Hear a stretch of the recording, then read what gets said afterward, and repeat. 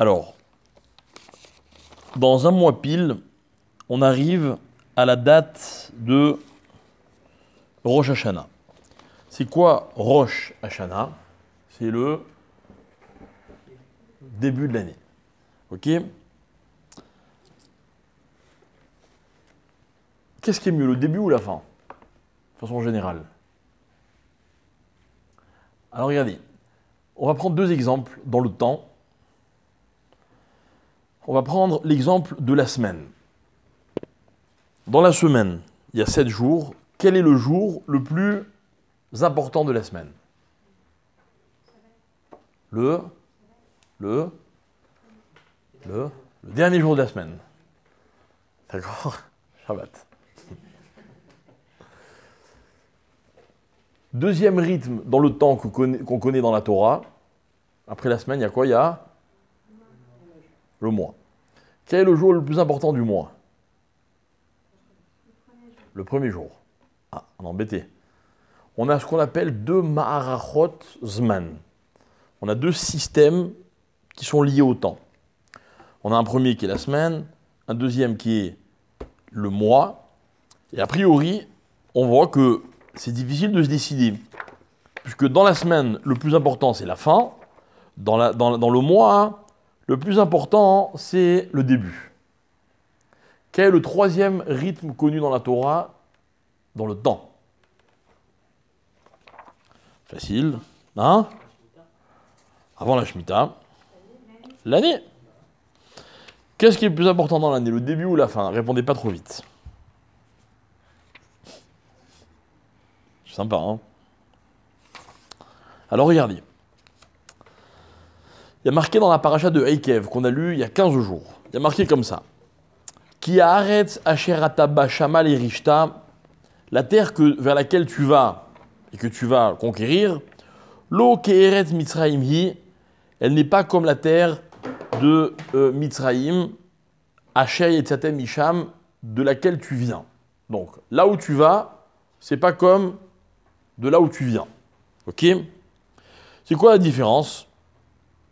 Asher tizra et zar acha vishkita beraglecha kegana yarak. Là-bas en Égypte, il suffisait de semer, d'arroser. Ok? Et comment dit la Torah comment on sait que ça allait fonctionner? Veishkita beraglecha kegana yarak. C'est-à-dire quoi? Traduisez-moi cette phrase. Veishkita. Non. Les hashkot. Mashke. Veishkita, tu arroseras. Beraglecha. Comment on arrose avec les pieds? Il veut dire quoi ce pasouk? Il veut dire qu'en Mitzrayim, il y a une particularité, il y a toujours de l'eau. D'où vient l'eau? Du Nil. En Mitzrayim, en bas, à tes pieds, il y a de l'eau, tout le temps. L'Égypte est un pays qui n'a jamais manqué d'eau. Donc tu plantes, tu arroses avec tes pieds, ça pousse. Et la terre vers laquelle tu vas, Eretz Harim Upkaot, il y a des montagnes, il y a des plaines. Limtar Hashamaim Tishtemaim. Attention, tu ne boiras de l'eau que si il pleut. Ok? D'où vient l'eau? Voilà. En Égypte, elle vient d'en bas. En Israël, elle vient d'en haut. Il pleut, il y a de l'eau. Il pleut pas, il n'y a pas d'eau. D'accord? Comment on va faire? De qui dépend la pluie?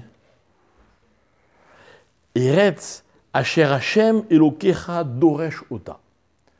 Eretz Israël, c'est une terre, Asher Hashem, après laquelle Hashem Doresh Ota. On va traduire comme ça, il se soucie. Ok? Écoutez bien. Tamid ene Hashem Elokecha ba. Les yeux d'Hachem sont toujours portés sur la terre d'Israël. D'accord? C'est-à-dire que la vraie dimension d'Eretz Israël, c'est quoi? C'est que les yeux d'Hachem sont toujours sur la terre d'Israël. Il y a des pays, apparemment, d'après ce que dit ce texte-là, ce pasouk, peut-être Hachem, des fois, il oublie de regarder ce qui se passe. Il y a des pays, on dirait qu'ils sont un peu oubliés, vous voyez? Ici, jamais. Tout le temps, tous les jours de l'année.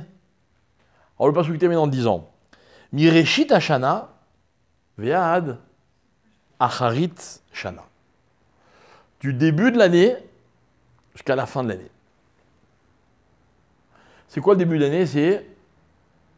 C'est quoi la fin de l'année? C'est le 29 Elul, c'est la fin de l'année. D'accord, et entre les deux, il y a quand même 363 jours. Enfin, on n'est pas dans les juifs, mais il y a beaucoup de jours. Pourquoi la Torah, elle parle que du début et de la fin de l'année? Et de ce passage qu'on apprend une chose très intéressante, c'est que dans l'année, il n'y a pas un jour qui est plus chachouv que l'autre. Dans la semaine, le chachouv, c'est le Shabbat, la fin. Dans le mois, le chachouv, c'est le début, premier. Dans l'année, la fin, le début et la fin sont aussi importants. La preuve, c'est que quand on veut dire que Hachem, il regarde tout le temps la terre d'Israël, qu'est-ce qu'on dit? Mireshit Hashana ve'ad Acharit Shana. D'accord? Parce que là, j'ai rien dit de particulier. Mais quand on se penche sur ce passouk et on fait un peu plus attention, il y a une erreur. L'erreur, c'est la suivante. Est-ce que quelqu'un peut me dire comment s'écrit le mot Mereshit Hashana? Mereshit. Comment vous écrivez Reshit? Allez-y. Resh, Aleph, Shin Yutav. Parfait. Problème. Dans le passouk, il y a marqué Mereshit Hashana, il y a marqué sans Aleph. Resh, Shin, Yud, Tav. C'est une anomalie, n'est-ce pas? Pourquoi il y a marqué Mereshit Hashana? Alors, il y a une explication, il y a un commentaire qui dit la chose suivante. Il dit en fait, le mot Réchit, quand on lui enlève le Aleph, ok, comme ça elle dit la Gemara, dans Rosh Hashanah, ok, quand on lui enlève le Aleph, il nous reste le mot. C'est quoi l'origine? C'est quoi la racine, le shoresh du mot Réchit si j'enlève le Aleph?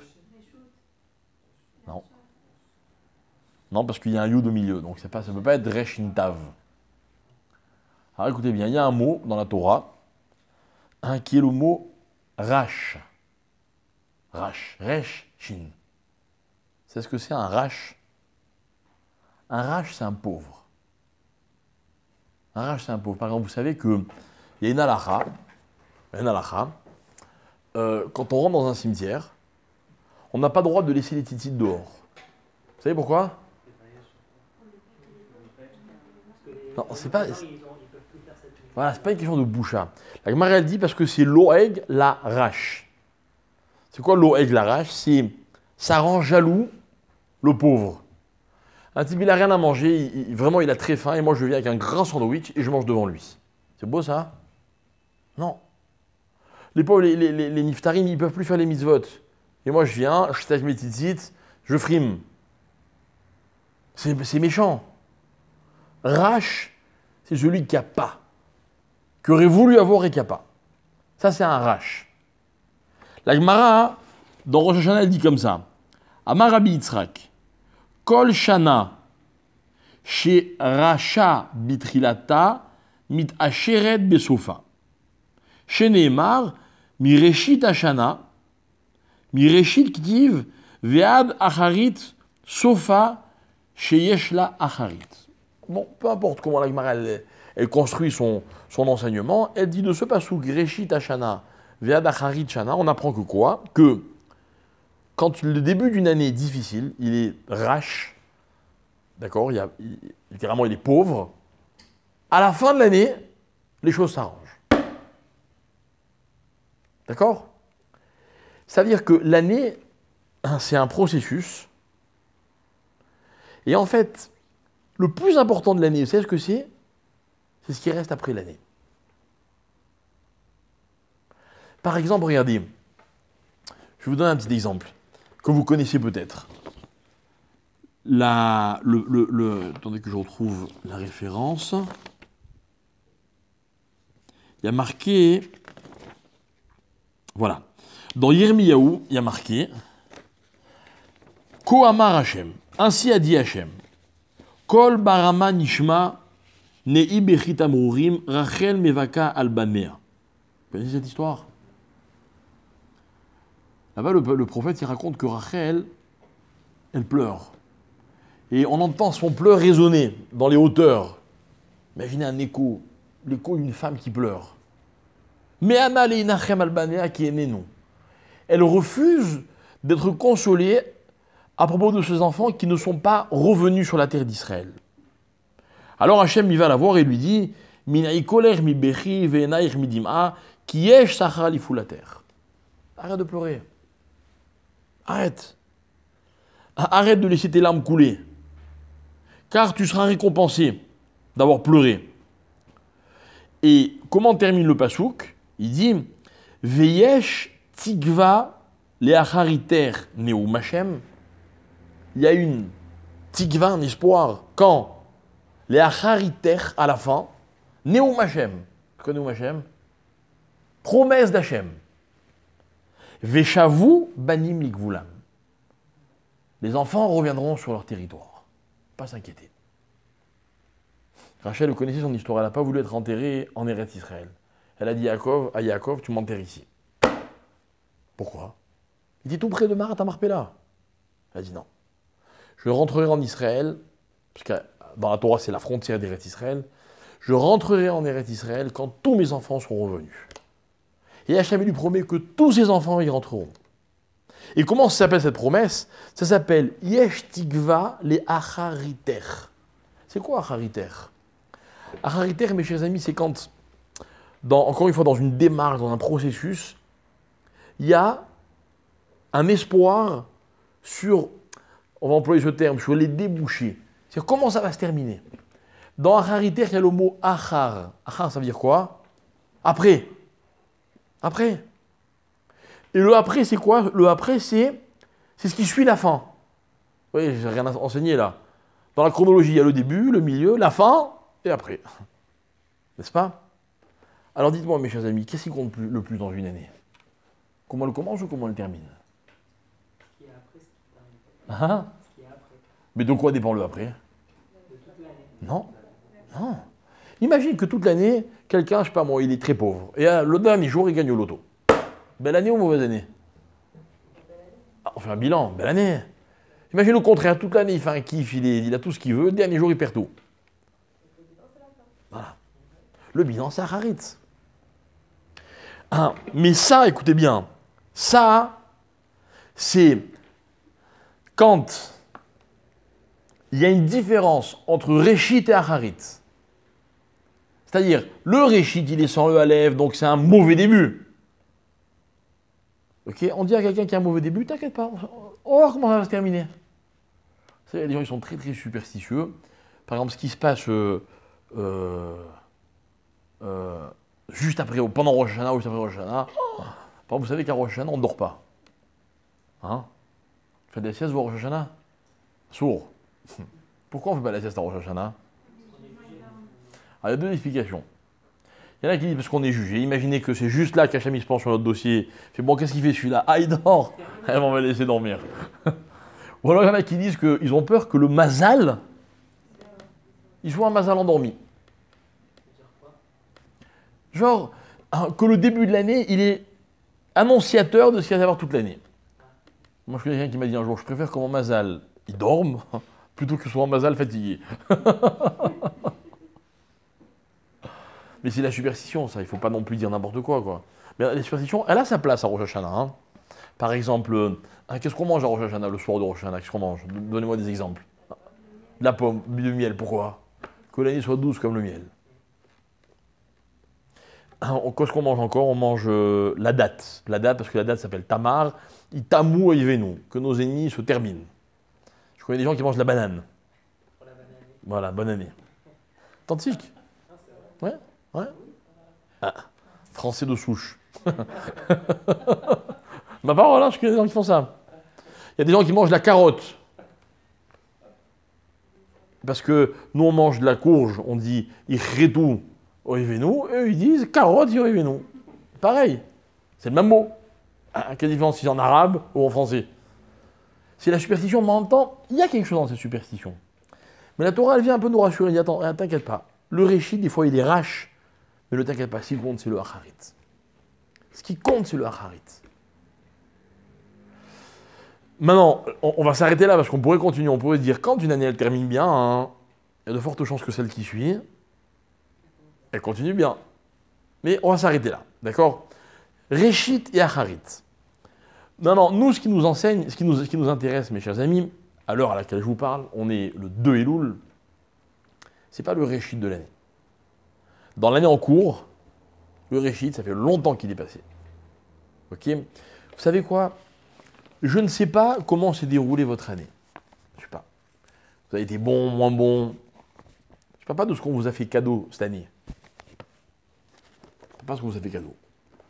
Imaginez quelqu'un, dans une même année, je ne sais pas moi, il rencontre son mazal, il se marie, il tombe enceinte, il tombe enceinte le couple, quoi, et ils ont un bébé. Tout ça en 12 mois. C'est possible?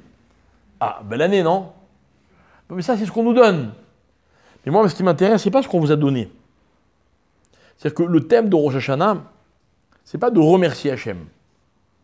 Le thème de Rosh Hashanah, mais on aura l'occasion d'en reparler, ok, c'est comment nous, on a passé l'année. Vous savez, on dit qu'il y a 3 livres en Rosh Hashanah. Il n'y a pas le livre des riches, le livre des pauvres, ou le livre des vénards et le livre des miskénim, non. Il y a le livre des tzadikim et des rechaïm. Tzadik et rachat de qui ça dépend? De moi. Ok? Donc maintenant, voilà le plan. Le plan, c'est qu'il nous reste un mois. Il nous reste un mois, pourquoi? Pour finir en beauté. Alors, comment on termine une année en beauté?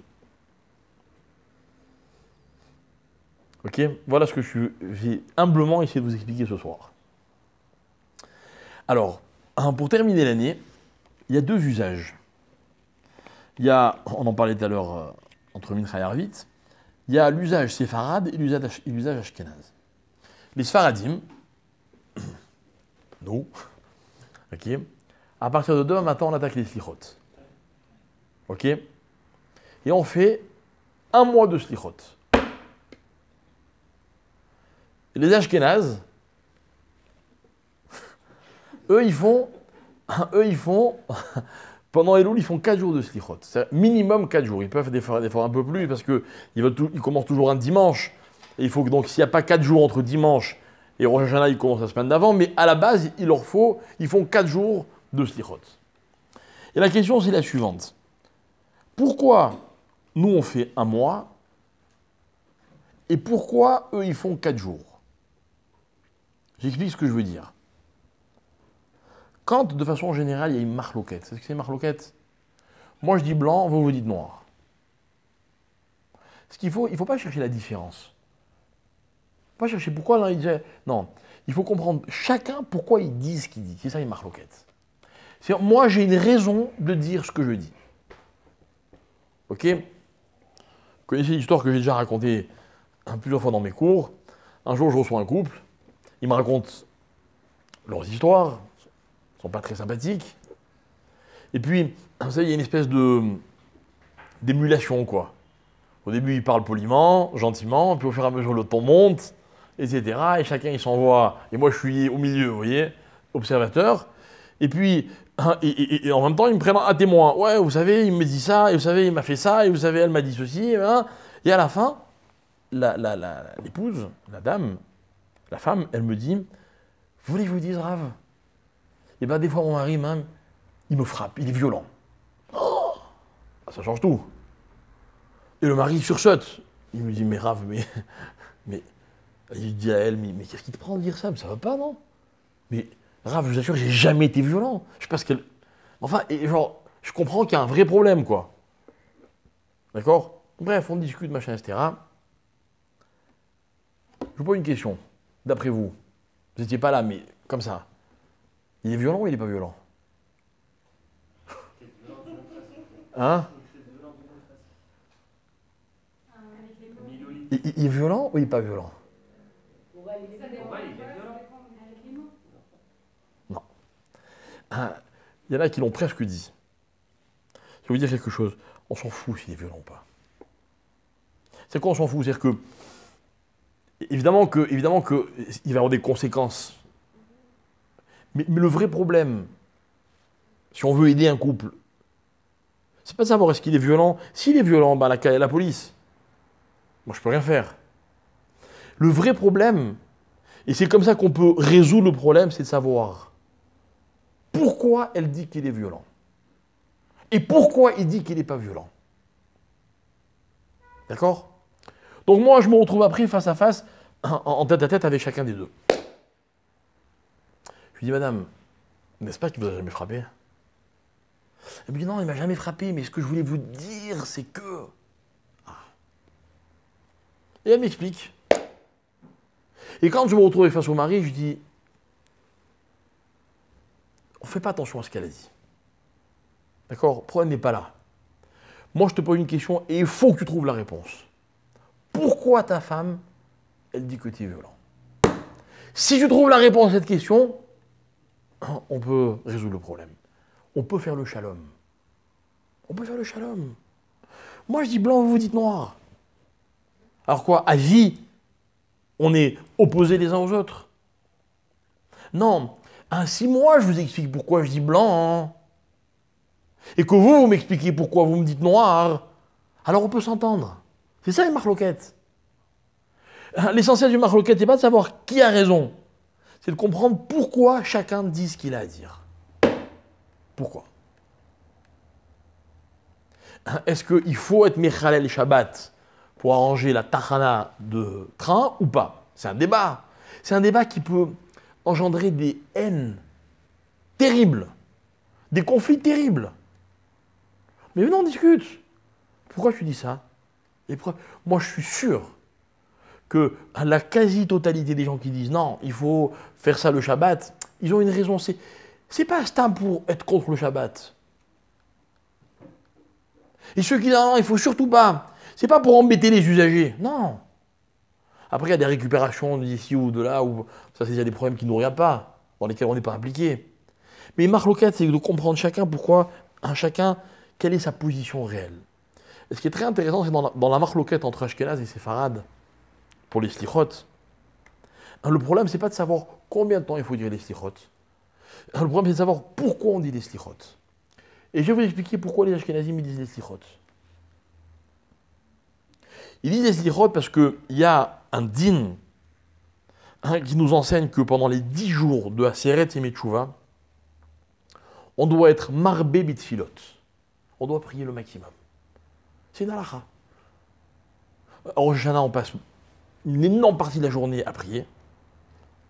Et pendant tout Aseret et Metchouva, il faut ajouter des psaumes, il faut ajouter des tfilotes.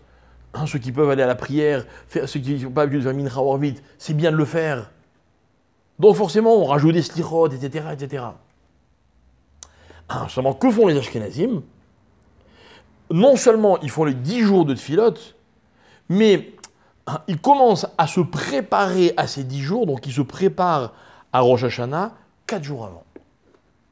Pourquoi 4 jours? La Gemara explique. Parce que par rapport au korban, on apprenait qu'il y avait des korbanot qu'il fallait préparer 4 jours avant, etc. Hop, donc on a décidé que 4 jours dans la Gemara, une préparation, c'est 4 jours. Très bien. Mais ça veut dire quoi? Écoutez bien. Ça veut dire que la raison pour laquelle ils disent les slichot en Elul, c'est pour se préparer à Rosh Hashanah et au Aseret Yemei Teshuvah. Vous avez compris? Voilà l'avis des Chachamim Ashkenazim. Les Chachamim Sfaradim, ils ont institué les slichot pour une toute autre raison. D'après les Sfaradim, les slichot qu'on dit pendant le mois de Elul, n'ont rien à voir avec Rosh Hashanah. C'est un din dans Elul. Vous comprenez? Il y a un din dans Elul de faire des slichot. Pourquoi? Parce que, à part que dans les 10 jours, il faut multiplier les tfilotes, en Elul, il y a aussi un inyan, c'est bien, de multiplier les tfilotes. Vous me suivez? Donc, la marloquette, c'est quoi? Est-ce que les slichot, c'est pour Elul, ou est-ce que les slichot, c'est pour Rosh Hashanah? Si c'est pour Rosh Hashanah, 4 jours, c'est bien, ça suffit comme préparation. Si c'est pour Elul, alors c'est au Elul. Vous comprenez? La marloquette est déjà très différente. Bon, tout ce que je vous dis, je le tiens d'un shiur que j'ai entendu de mon Rav, le Rav Shapira, il est ashkenaz. Et tout le shiur, il est sur le minhag sfarad de faire les slichot pendant 30 jours. Et il va expliquer toute la dimension de Elul En disant, voyez, pourquoi ils font les sirotes en Elul, mais lui, il les fait pas. Mais c'est pas grave. Mais lui, il comprend pourquoi les Sfaradim, ils font les sirotes. Donc c'est plus un conflit, au contraire. D'accord? Alors pourquoi est-ce que pendant les 40 jours, les 30 jours de Elul, on doit faire la tfila, on doit faire plus de tfila? Et la réponse, elle est très simple. Très très simple. La réponse, elle est dans la paracha de Vaet Hanan. Ok? Là-bas, il y a marqué, Moshe Rabbeinu, il raconte au Béné Israël, pardon, à partir de Ekev toujours, excusez-moi. Là-bas, Moshe Rabbeinu, il raconte aux enfants d'Israël. Et il leur dit, et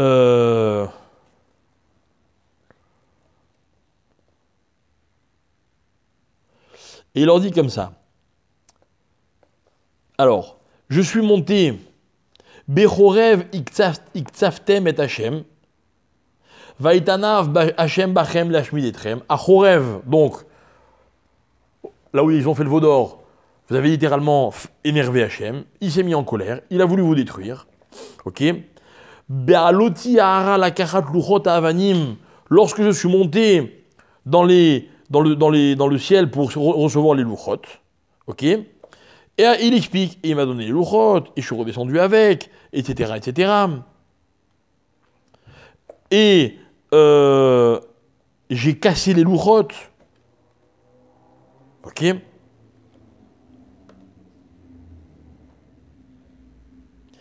Et après, Moshe Rabbeinu il raconte qu'il est remonté une deuxième fois sur le Har Sinaï. Et qu'est-ce qu'il a fait pendant 40 jours? Regardez bien ce qu'il dit, Moshe. Moshe, il dit comme ça. Parashat Ekev. Perek-tet pasuk Yudbet. Yutret.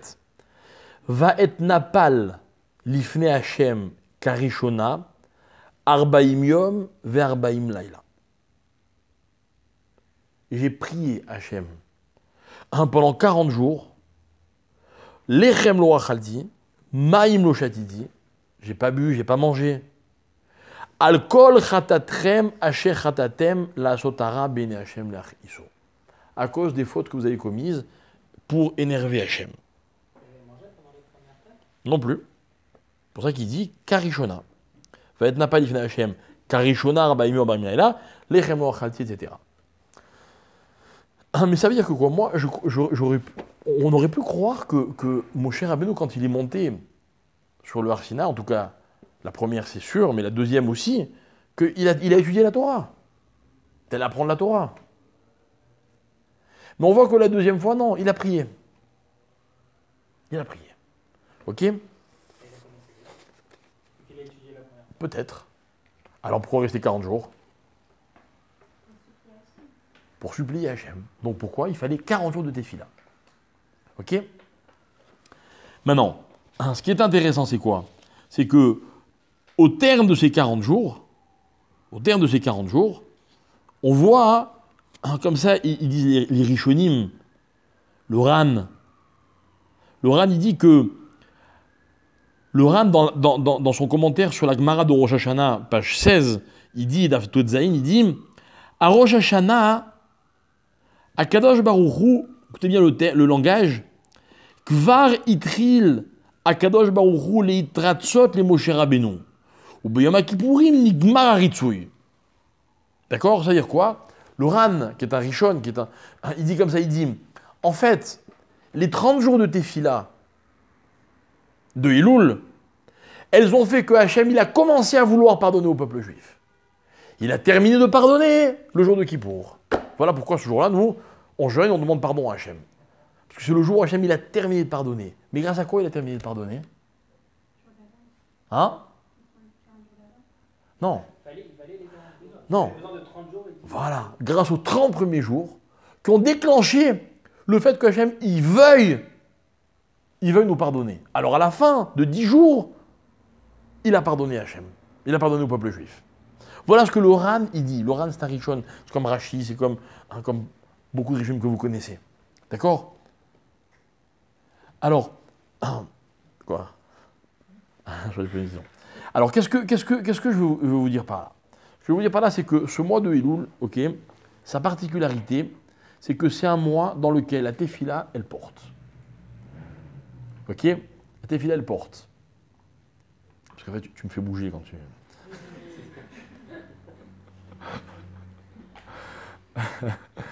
La tefila, pendant ces 30 jours, elle porte. Ok? Maintenant, dites-moi. On n'a pas fini d'en parler, on en va en parler un petit peu ce soir, mais on en parlera encore beaucoup de fois, Bélinéder. Est-ce que vous vous rappelez, puisqu'on en a déjà parlé, quelle est la tefila qui a un rôle très particulier dans la teshuva? Il y a une prière spéciale, que vous connaissez tous, qui a un effet extraordinaire sur Hachem quand quelqu'un qui fait teshuva prononce cette tefila. Facile. Je parle pour l'instant pas que de Kippour. Maintenant, je vais t'aider. À Kippour, c'est vrai qu'on l'a dit plusieurs fois. Ah, il a fait.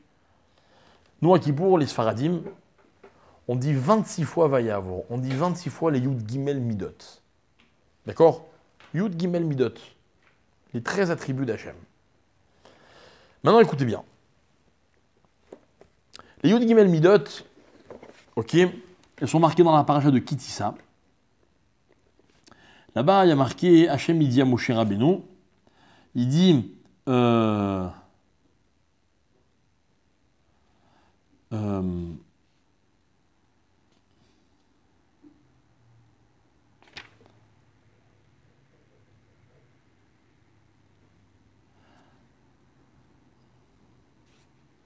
il dit que les Yud Gimel Midot, je ne trouve pas le passou, mais il est juste là sous mon nez. Il dit que les Yud Gimel Midot, Enam Chosrot Reka Milefanecha, que ces 13 attributs, quand on les dit et qu'on fait Teshuvah, elles ont un effet, on va dire, qui est garanti. Qui est garanti. Ok? Et pourquoi elles ont un effet qui est garanti? Parce que c'est Hachem qui les donne, qui les dit à Moshe Rabbeinu, comme un espèce de secret. Ok? Vayavor Hachem Alpana, Vaikra. Hachem, il est passé devant Moshe et il a dit, et c'est lui qui dit Hachem, Hachem, Kel Rachum, etc., etc. Ok? Maintenant, dans ces midot, si on devait résumer de quel est le thème des midot d'Akadosh Baruch Hu, ok, on dirait comme ça. Les midot d'Hachem, elles expriment de 13 façons différentes le chesed de Hachem. D'accord? Le chesed d'Hachem. Maintenant, expliquez-moi, c'est quoi le chesed? Vous avez déjà fait du chesed dans votre vie? Donner quelque chose que l'autre ne mérite pas. Je sais pas s'il ne mérite pas. Dans tous les cas, il ne mérite pas. Parce que sinon, c'est le deal. S'il a fait quelque chose et que tu lui donnes une récompense, c'est normal. Non, c'est donner sans avoir. C'est très intéressant, la polémique que vous êtes en train de soulever. Parce que moi, je pose une question. Ok? Pas une question. Qu'est-ce qui est plus chesed? C'est quoi le plus grand chesed d'après vous? C'est de donner à un pauvre de quoi manger, parce qu'il a faim, ou de donner à un pauvre du travail, pour qu'il puisse fournir les efforts dont il est capable et gagner dignement le pain qu'il va manger. Qu'est-ce qui est mieux? Qu'est-ce qui est plus chesed?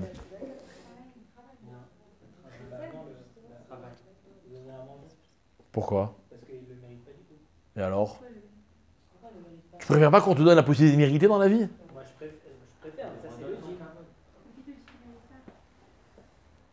Bah, il mérite, mais C'est comme t'es en mérité, c'est comme si tu veux un pauvre et tu lui donnes de l'argent, tu lui dis en fait tu ne mérites pas, mais tu ne donnes pas. non, tu ne mérites pas, c'est-à-dire que tu n'as pas travaillé pour l'argent. C'est quand tu mérites. Non, oublie ça, c'est encore une autre dimension. Peut-être il a fait Non, je suis dans le mécanisme de la chose. il n'a pas travaillé pour les résultats. Qui te dit qu'il mérite que tu lui donnes une adresse, par exemple, il ne parle pas de mon mérite quand Regardez, je vais vous aider. Je vais vous aider. Hachem, il est chesed ou il n'est pas chesed? Ouais. Quelqu'un qui fait une mitzvah, qu'est-ce qu'il lui donne Hachem? Une récompense. Peu importe laquelle, une récompense. Quelqu'un qui fait une avéra, qu'est-ce qu'il lui donne Hachem? Une récompense. Hein? Une punition. Mais peu importe combien de temps ça va prendre. Mais derrière une Avera, il y a quoi? Ah, il y a une punition. Petite, grande, tôt ou tard. Alors le monde, il est chesed ou il est din? Hachem, il est chesed ou il est din? Les deux. Il y a des moments restés, des moments dits. C'est-à-dire que toi, tu penses que si tu me dis qu'Hachem, il est chesed, c'est que dans la vie, tu peux faire ce que tu veux. T'inquiète pas, Hachem, il efface. Non, parce qu'il est din aussi. Comme c'est dit, quand il a créé le monde, il a créé qu'avec le din. Après, il a vu que ça marchait pas, alors il a. Alors je te pose la question un peu différemment. D'après toi, comment fonctionne le monde? Din ou chesed? Chesed? Tu travailles? Est-ce que tu travailles? Non, c'est-à-dire même si tu ne travailles pas aujourd'hui, mais tu penses travailler un jour, tu as peut-être fait des études, Pourquoi? Non, pourquoi? Explique-moi pourquoi. Non, vraiment, explique-moi à quoi sert le travail? Et à quoi sert de gagner de l'argent? Et si tu ne travailles pas et tu ne gagnes pas d'argent, tu ne peux pas vivre? Je la connais, l'histoire. On n'est pas censé. Tu la connais l'histoire, c'est pas moi qui l'ai inventé l'histoire. Hein. Même si on ne travaille pas, on aurait quand même des bonnes. Non, mais je te demande pas ce que moi je dis. Ah, ouais. D'accord? Je te demande qu'est-ce que toi tu penses. Le travail, c'est un fait semblant, parce qu'Hachem ne peut pas, il faut bien que son mishtabou pour qu'il puisse nous donner. C'est-à-dire qu'il est chesed, mais il ne faut pas exagérer, quoi. Non, il ne faut pas le dire directement, il est un peu caché, donc du coup. Vous savez quoi, mes chers amis, il faut choisir. Hachem, il est chesed ou il est din? C'est-à-dire que c'est beau de me dire il est chesed. C'est très beau de me dire il est chesed. Ok? Mais dans la vie, jusqu'où vous allez dans ce chesed? Alors là, tu as raison, c'est ce que je dis, ne travaillez pas. Parce qu'il est chesed, Hachem, vous risquez rien. Non, il est din, et quelquefois, il est Comme les chesed. schémas d'Hachem, ils ont rien fait. Alors, comment tu le perçois, toi? Tu le perçois din ou chesed? C'est basé sur le din, tout ce qu'il fait c'est din, mais quelquefois, quand il sait qu'on va par exemple pas refauter sur ça, ou alors qu'on va s'améliorer sur ça, alors il dit bon, cette fois-ci je passe les bons, je suis chesed, et ça veut dire il est tout le temps din, et il rajoute du chesed. Donc il est din à la base, et de temps en temps il est chesed. D'ailleurs, même- Donc c'est pour ça que toi, attention, hein, bosse, ouais, soigne-toi si jamais tu prends froid, d'accord, etc., etc. D'accord, ok. Mais je sais que si des fois je fais des bêtises, je sais qu'il va être des fois un peu plus cool, et Non, d'accord, en fait, il est. D'accord, mais c'est très limité comme chesed. Des fois, ça se transforme en digne. Nous, on le vend en digne. Bon. avec tout ce qu'on fait comme bêtises toute l'année qui nous pardonne pour à tout tour, c'est pas très limité. Quand même gros. Ouais, mais c'est gros par rapport aux Averot, mais maintenant, oublie les Averot. Oublie les Averot. Hein, si on parle tout simplement de ce qu'on va avoir ou pas avoir. Alors moi, par exemple, voilà, je te donne deux exemples. Arrête de bosser. Et dis au malade d'arrêter les médicaments. Parce qu'Hachem, il est chesed. Donc, ça veut dire que quoi, on considère que quoi, Hachem, il n'est pas si chesed que ça, quoi. Comment? Non. Il y a marqué qu'on a le droit de se soigner. Ah, c'est pas une mitzvah, il n'y a pas une mitzvah d'aller soigner. Il y a une mitzvah à faire attention à soi, ça oui. Ok. Mais une fois qu'Hachem il a envoyé la maladie, t'es pas obligé de te soigner. Tu as droit. Mais tu as le droit aussi de dire non, Hachem va me guérir. Mais il y a les lois de la nature. Ça veut dire que c'est pas du chesed, c'est comme ça. Donc c'est digne. C'est suivre les lois de la nature. C'est digne. Ouais, c'est bien. Digne, d'accord, ok. Tu t'as même pas répondu à ma question. Ça peut être les deux, pourquoi est-ce qu'on doit choisir? Tu te soignes quand t'es malade? D'accord, donc t'es digne. Tu vois Hachem quoi? Tu vois Hachem par le digne. Bah, Non, le recette, ça veut dire si je fais une erreur, à chaque fois que je fais une erreur, tout de suite, ça tu me donnes le même exemple que Dan. C'est-à-dire que toi, tiens, vous avez cantonné le rôle du chesed d'Hachem quand un homme il fait une avéra, quoi. Mais encore une fois, c'est pas que ça le chesed. Le chesed, c'est voilà, par exemple la subsistance. C'est la émouna, quoi. Ça veut dire qu'il va toujours. Non, mais je pense que tout le monde a Emouna. Alors évidemment, il y a Emouna et Emouna. Regardez, c'est pas comme ça que les Chachamim ils formulent ce qu'on vient de dire. Écoutez bien. Le Midrash Rabbah, il exprime la chose de la façon suivante. Il dit comme ça. Dans cette paracha, dans cet épisode de Kitissa, lorsque Akadosh Baruch Hu, il veut exterminer Israël et que Moshe Rabbeinu il intercède en leur faveur, etc., etc. On avait déjà ramené cette idée de nombreuses fois. On voit qu'à Kadosh Baruch Hu et Moshe, il y a un kécher unique qui se fait entre eux. D'accord? Un kécher qui est unique. Et on voit que Hachem, il écoute la prière de Moshe, et grâce à Moshe, il pardonne au peuple juif. Ok? Alors, à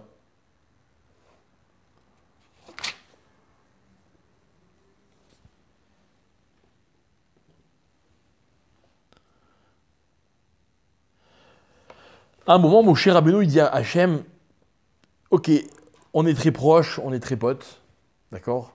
Il y a une chose que j'ai pas encore, à laquelle j'ai pas accédé. Je voudrais te voir. Vayomar, ar eninet kevodecha. Moshe, il veut voir Hachem. Comment il l'exprime? Il dit, je veux voir ton kavod. Ok? C'est un thème en soi. Hachem lui répond, il dit, non, c'est pas possible. Vayomer, ani avir kol tuvi alpanecha.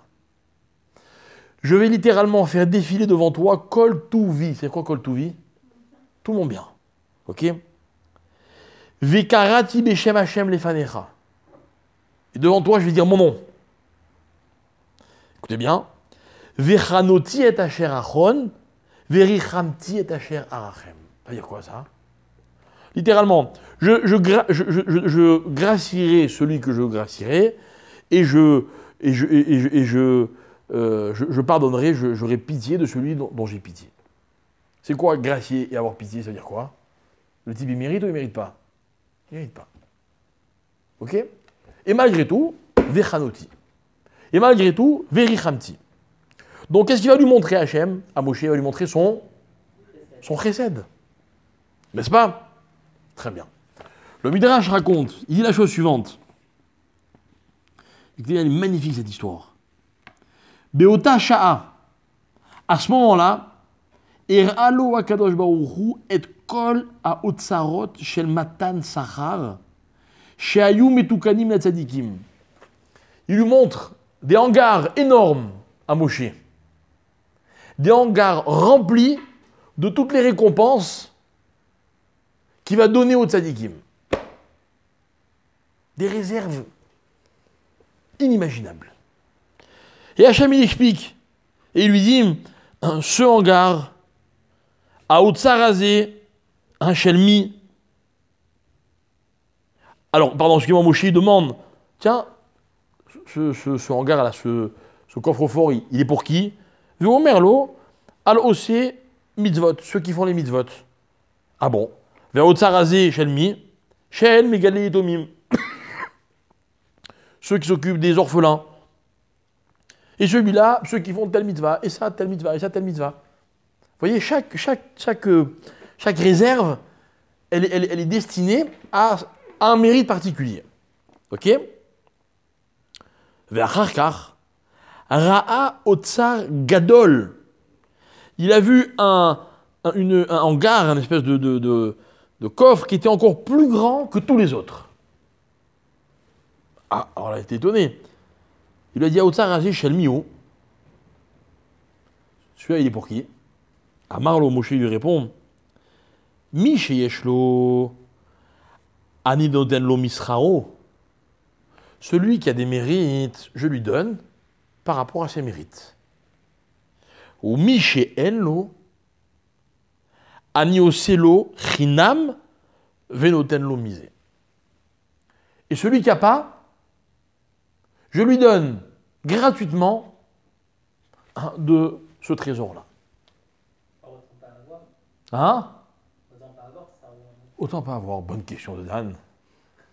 Que Moshe Rabbeinu n'a pas posé. On va voir si tu préfères ne pas avoir. Pardon. On va voir si tu es capable de ne pas avoir.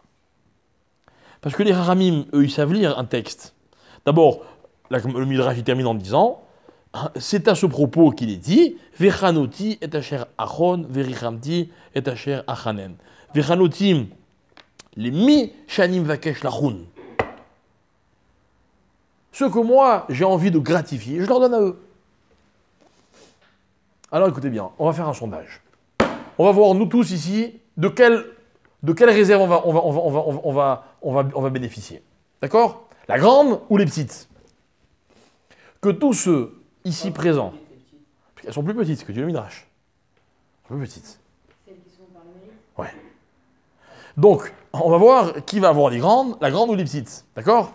Donc, que toute personne ici présente qui a déjà commis la moindre mitzvah lève le doigt. Il y en a un qui ne peut pas lever le doigt. Tout le monde est obligé de lever le doigt. Donc, ça veut dire que vous, et moi aussi, hein, on ne se considère pas comme Michéen Lo. Vous me suivez? Ah, il y a pas, c'est pas négociable. C'est noir ou blanc. Non, mais il nous paye un petit peu avec les mérites qu'on a fait. Et le reste, on nous donne avec la cagnotte. T'as pas compris. T'as pas compris. T'es passé à côté de l'essentiel. C'est que dans la vie, quelqu'un qui dit j'ai des mérites, dans quel système il rentre? Il rentre dans le même système que celui qui va et qui travaille et qui dit j'ai un travail, je gagne tant. Combien il lui reste à la fin du mois? Ce qu'il a dit. Il a gagné tant. Il est comme le malade qui va chez le médecin, il prend un médicament, et puis quand il ne guérit pas, il va voir le médecin et dit ce médicament il n'est pas bon, on ne peut pas donner un autre. Ah, on va lui donner un autre médicament. Peut-être il va être bon, peut-être il ne va pas être bon. Mais attendez, mais il y a un calcul qui est fait. Ce calcul, il a choisi. C'est vous qui avez levé le doigt tout à l'heure. C'est vous qui avez dit, ah, moi j'ai des mérites. Oh, vous savez tout ce que je fais moi toute l'année. Moi je vous connais, vous êtes comme moi. Vous allez arriver à Kippour, vous allez dire à Hachem, bon, ok, allez, j'ai fait des avérotes. D'accord. Mais tu as vu tout ce que j'ai fait comme mitzvot. C'est vrai ou pas? Et on a le droit de se le dire, n'est-ce pas? On a des mérites. Mais il est où le problème des mérites, mes chers amis? C'est que celui qui a des mérites et qui demande à être payé, comme on l'a dit tout à l'heure, vous l'avez très bien dit tout à l'heure, donc ok, il veut le din. Il veut ce qui lui revient. Il n'y a pas de problème. On va léser personne. Mais on ne va leur donner que ce qu'ils méritent. Que ce qu'ils méritent. Mais quelqu'un qui vient et qui dit Hachem, je vaux rien. C'est vrai. Même les mitzvot que je fais, tu as raison, elles ne valent rien. J'ai toujours eu un intérêt ou un plaisir ou... j'ai rien à proposer. Rien. Moi, je raconte toujours une histoire qui m'a marqué à vie. Un enseignement qui a duré 4 secondes dans ma vie. Je vous assure qu'il m'a donné une autre perspective de la vie. Hein, c'était le premier Shabbat que je passais à la Yeshiva en Israël. Ma Yeshiva, elle était dans un patelin qui s'appelait, à l'époque c'était un patelin, ça s'appelait Be'er Yaakov, aujourd'hui c'est devenu une ville. Mais c'est-à-dire que je vous explique, à l'époque c'était la campagne quoi. C'est-à-dire qu'il y a le bâtiment du Beth Midrash, le bâtiment du réfectoire et de l'internat et la petite maison du Rav. Et entre les deux, il y avait les chèvres, les moutons qui passaient, machin, je vous dis pas. Ok. Premier Shabbat, on sort du Beth Midrash, donc on avait fini la tfila, on allait vers le réfectoire et juste à côté il y avait la maison du Rav. Et le Rav il m'appelle, il me dit il y avait un hérouve. Il y avait un hérouve qui était autour de tout le complexe de la yeshiva, si on peut appeler ça un complexe. Il me dit, tu peux m'amener ce livre chez moi à la maison? Bon, je dis ok. Et puis après, je comprends qu'il y a un problème de porter ou pas porter. Je lui dis, Rav, mais pourquoi vous ne portez pas? D'accord? Donc lui, il voulait m'expliquer qu'il ne portait pas. Pourquoi il ne portait pas? Parce qu'il y a une grande marloquette entre les poskim. Comment il faut faire un héros pour pouvoir porter? Certains disent qu'un fil, ça suffit autour, okay, comme il y a à Jérusalem, dans toutes les villes en Israël. D'autres disent que non, le fil, ça ne suffit pas. Donc lui, il voulait m'expliquer que il faisait la khumra. Maintenant, c'est quelqu'un, je l'ai bien connu avec les années, c'était pas un mahmir. C'était quelqu'un qui faisait qu'étudier toute la Torah toute sa vie, mais c'était pas un mahmir. Et il m'explique, écoutez bien. Il me dit comme ça, il me dit, non mon cher, je vais t'expliquer. Il me dit, je ne suis pas très religieux. Authentique, hein, il me dit, il fallait voir la barbe et tout. Hein. Je ne suis pas très religieux, je ne fais pas beaucoup de mitzvot dans ma vie. Donc quand j'en fais une, j'essaie de bien la faire. Et moi quand il dit ça, comme vous, je souris. Mais moi je souris encore plus que vous, parce que j'ai devant moi un homme de Torah, quoi. C'est-à-dire, toute sa vie c'est la Torah. Il me dit, non, ne rigole pas, c'est vrai.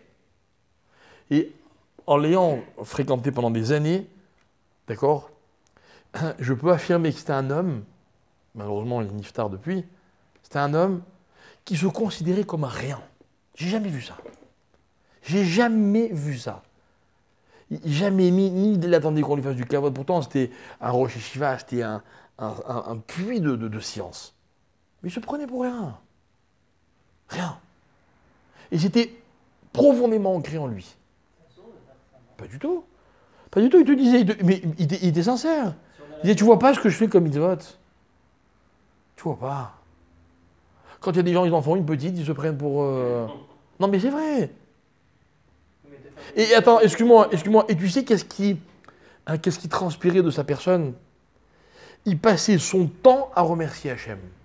Et il disait tout le temps, regarde le chesed que Hachem il me fait. Pourtant, je crois que moi, il me semblait que lui aurait pu dire, bon ça va, il mérite un peu quoi. Et pour lui, il ne méritait pas, c'était un chesed. C'était que du chesed. Que du chesed. Je pose une question. Je vais au restaurant. Ok, je vais payer, c'est pas gratuit, on est d'accord. En quittant le restaurant, j'ai payé ma note, j'ai laissé un pourboire. Je suis obligé de dire merci en partant. Expliquez-moi. Oublions dans la politesse, je suis pas obligé. Je suis obligé ou je suis pas obligé? Je suis pas obligé, j'ai payé, si vous voulez. Ce qu'ils m'ont fait, c'est pas du chesed. Vous voyez, c'est un système dans la vie. C'est un système. Moi, on me doit. J'ai payé. J'ai fait des mitzvot, Hachem, il me les doit. Il n'y a pas de problème. Hachem me dit, pour ça, j'ai plein de petits hangars.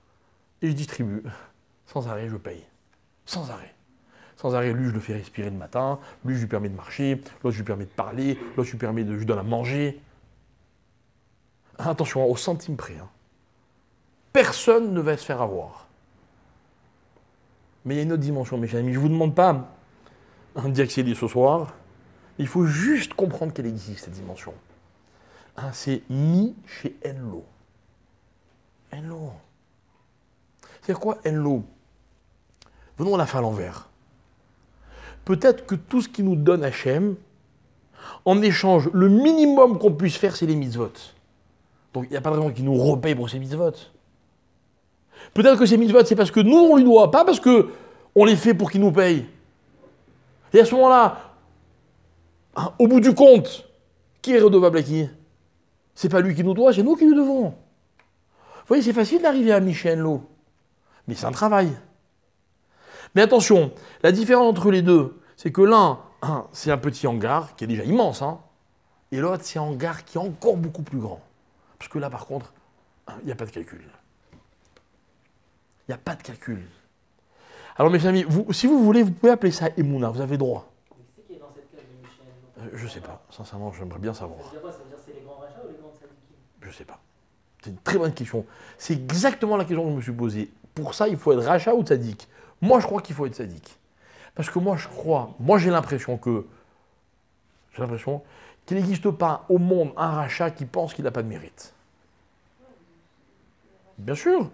Tu peux prendre n'importe quel rachat, j'en connais pas des rachats, mais je suis sûr. Tu vas voir un rachat et tu dis, ouais, j'ai fait telle mitzvah, j'ai fait ceci, je suis un type bien. Bien sûr. Il les a comblés par Ah, mais ça c'est toi qui le dis, mais lui, il le dit pas comme ça. Il dit, j'espère bien que j'aurai ma récompense. Mais encore une fois, c'est pas là le débat. Moi, ce qui m'intéresse, c'est pas de savoir qui rentre dans quelle case. C'est qu'on comprenne que les deux marachot, les deux systèmes existent. Les deux systèmes existent. Et Moshe les a vus de ses propres yeux. Maintenant, moi, ce que je veux qu'on comprenne, c'est quoi? C'est que tout le thème des Yud Gimel Midot, c'est quoi? C'est quoi les Yud Gimel Midot? C'est 13 façons d'expliquer pourquoi Hachem dans le monde, il est chesed. Maintenant, je vais vous dire quelque chose. Vous avez le droit de dire qu'Hachem, ce qu'il vous donne, c'est pas du chesed. Vous avez le droit.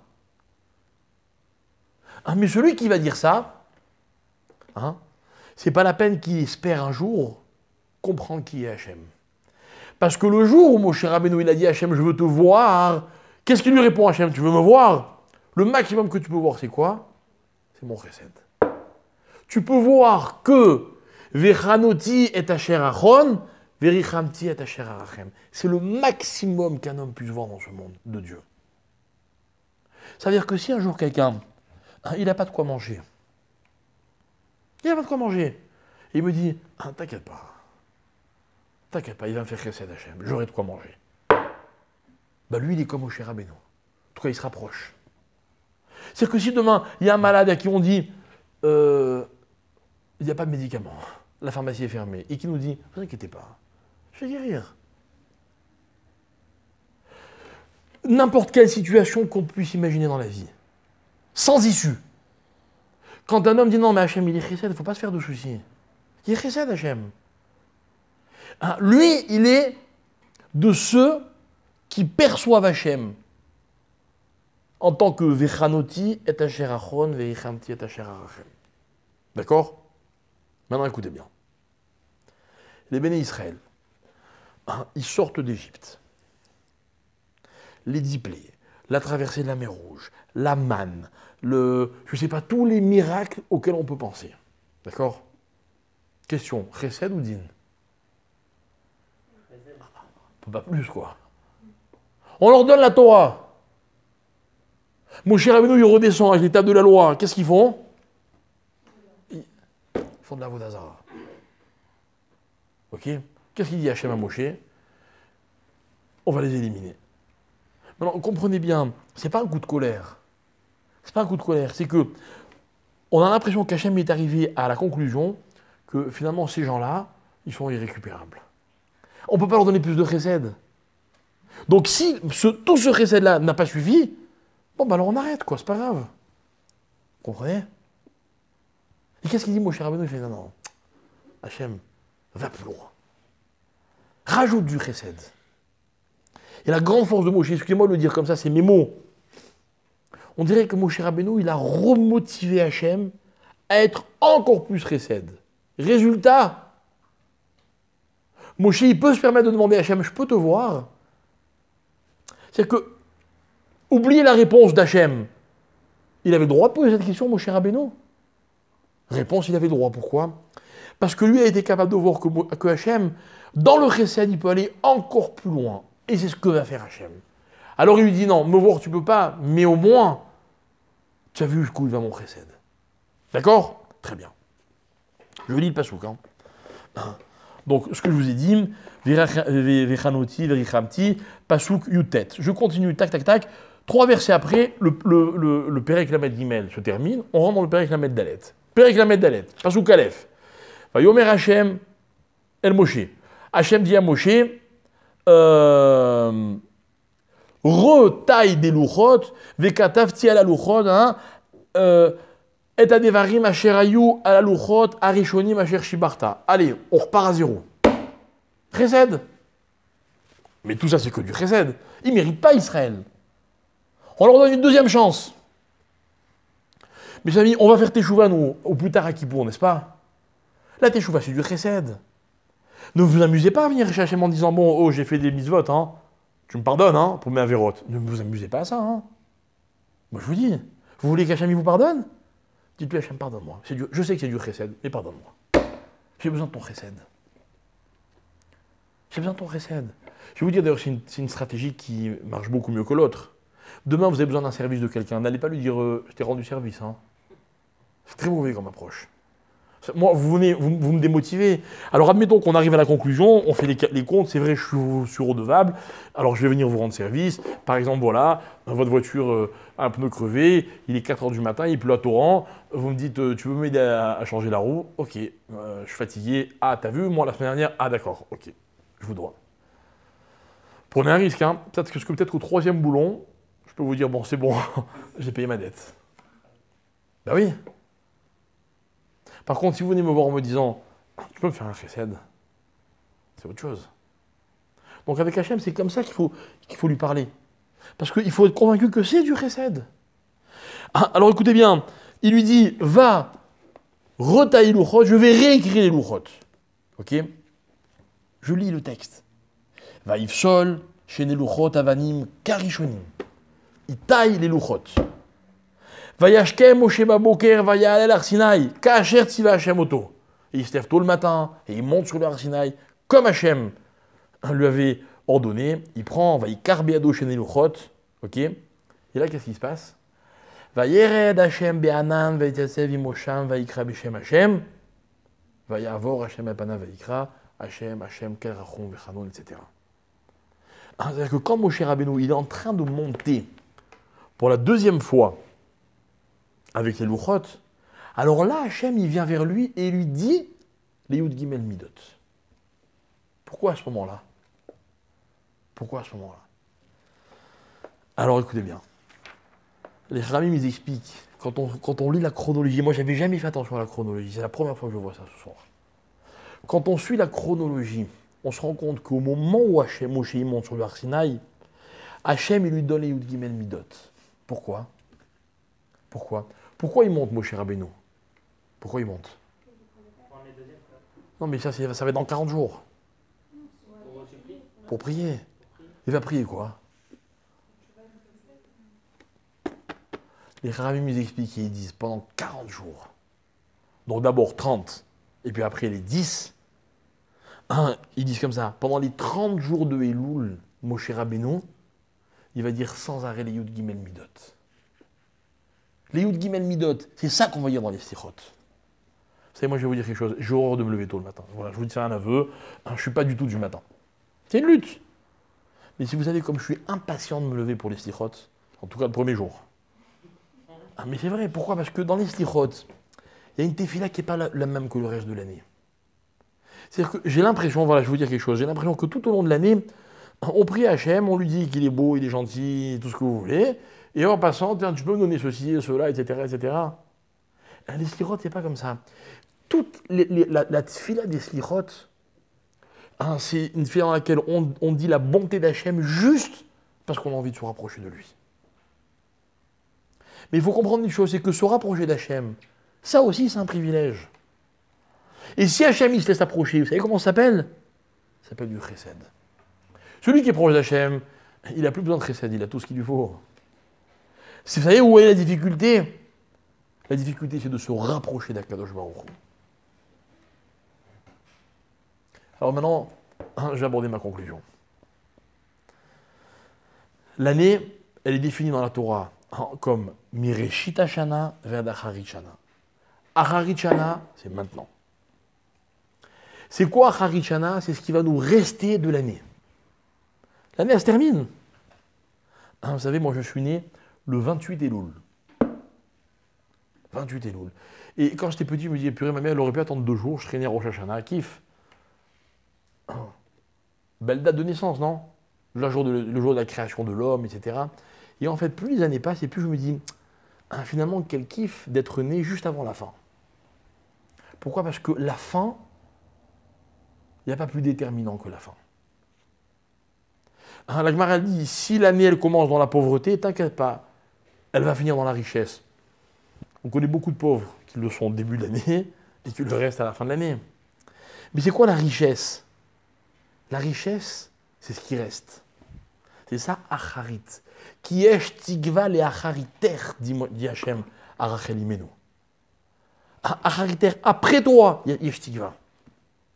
Les gens, ils veulent voir, dans la vie, surtout aujourd'hui, malheureusement, c'est de plus en plus comme ça, on veut voir tout de suite. Tout de suite. On n'a plus les nerfs pour Achariter. Mais finalement, Acharit, c'est l'essentiel. Dites-moi, quand quelqu'un est né, il est tout petit, il ne connaît rien, il ne comprend rien. Et quand il meurt, à la fin de sa vie, c'est là que c'est une personne qui a appris, qui a peut-être enseigné, qui a donné, qui a fait. Qu'est-ce qu'il nous reste? Ce qu'il a été au début de sa vie ou ce qu'il a été à la fin de sa vie? Acharit. Tout se joue sur la fin. Alors nous, qu'est-ce qu'on fait? Cette fin-là, pour nous, c'est le mot de Elul. On aurait pu dire que c'est les 4 derniers jours, mais les 4 derniers jours, non. Les 4 derniers jours, c'est déjà la préparation de Rosh Hashanah, c'est autre chose. Ceux qui ont décidé de faire les Slichot 30 jours, ils ont dit on va faire comme Moshe Rabbeinu. Moshe Rabbeinu, Hachem, c'est pas un hasard si tu lui as demandé de monter depuis Rosh Chodesh Elul. Il a voulu dire, tu sais, si tu pries pendant 30 jours, alors je suis prêt à entamer Rosh Hashanah, avec la volonté de te pardonner. Et écoutez bien l'histoire. L'histoire, c'est la suivante. Lorsque Hachem a créé le monde, il a créé avec le din, ce qu'on a expliqué tout à l'heure. Vous l'avez dit, c'est vous qui l'avez dit. Et vous l'avez dit aussi, Hachem, il s'est dit, bon, que le din, c'est pas possible, il a mélangé le chesed. Mais Le din, il est omniprésent. Omniprésent. Tous les jours, on se lève, on va bosser, et on prend des médicaments, etc. D'accord? Et les Khamim, ils disent chose d'extraordinaire. Ils disent, au milieu de l'histoire, le jour où les bénis Israël ont fait la faute du veau d'or, Hachem, il a décidé, ce jour-là, enfin, le jour où Moshe Rabbeinu remonte sur le Har Sinaï, il a décidé de donner au monde une chance, qui est la suivante.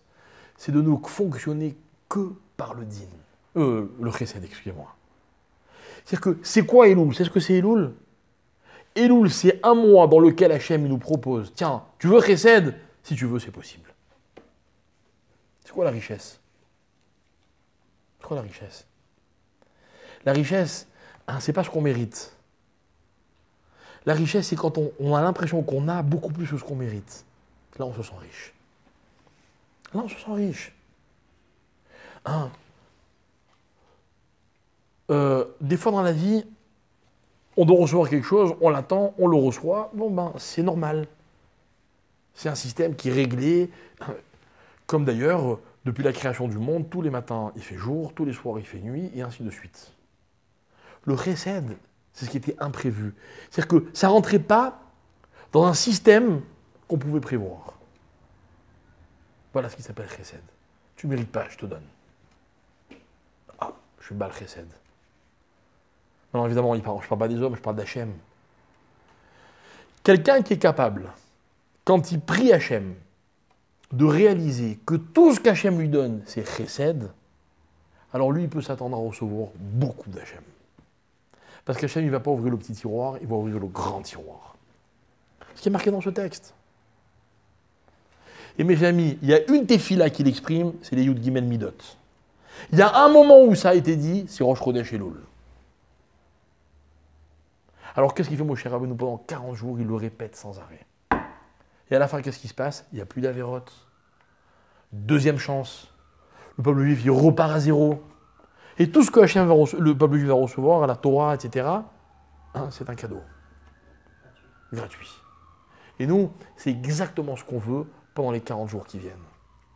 Maintenant, si on arrive à Rosh Hashanah et à Kippour, et qu'on n'a pas fait Elul, de quoi on a l'air?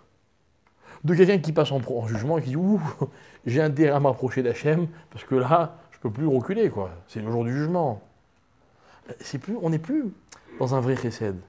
Un vrai chesed, c'est quand, déjà depuis un mois avant Rosh Hashanah, c'est pas qu'on est dans la préparation de Rosh Hashanah. On se dit non, ce dernier mois, je veux qu'il me permette de finir l'année en beauté. Finir en beauté, c'est ça. Imaginez, je donne une image, elle vaut ce qu'elle vaut. Un couple, ils ont vécu ensemble toute leur vie, puis arrive malheureusement le moment de la séparation. Quel est le plus bel hommage que l'un pourrait dire à l'autre? Que celui qui reste pourrait dire à celui qui s'en va. Le plus bel hommage, à mon avis, à mon sens, à moi, c'est de lui dire, écoute, tout ce que tu m'as donné, c'était des cadeaux. Imaginez qu'ils disent à la fin, bon, on est quitte, hein. Tu m'as gâté, je t'ai gâté, allez, tu peux y aller. C'est une belle relation, ça. Mais celui qui dirait à celui qui s'en va, tout ce que tu m'as donné, c'était des cadeaux. C'était du chesed gamour.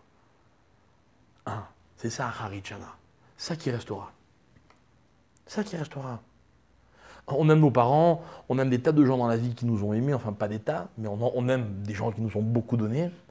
Et la reconnaissance qu'on a à leur égard, c'est quoi? C'est de se dire que ce qu'ils nous ont donné, ils n'étaient pas obligés de nous le donner. On ne l'avait pas forcément mérité. Et c'est pour ça qu'on les aime. Parce que plus le temps passe et plus on se rend compte qu'ils l'ont fait parce qu'ils avaient envie de le faire. Voilà ce que c'est Elul. Elul, c'est un mois dans l'année, c'est pas beaucoup. Un 12e. Cette année, c'est même un 13e. Pour exprimer à Hachem que tout ce qu'il nous donne, c'est du chesed. Alors sincèrement, je ne sais pas comment les Ashkenazim s'arrangent. Mais voilà une bonne raison supplémentaire d'être content d'être Sfarad. Voilà. Chodesh Tov, demain matin, 6h30 pour ceux que ça intéresse.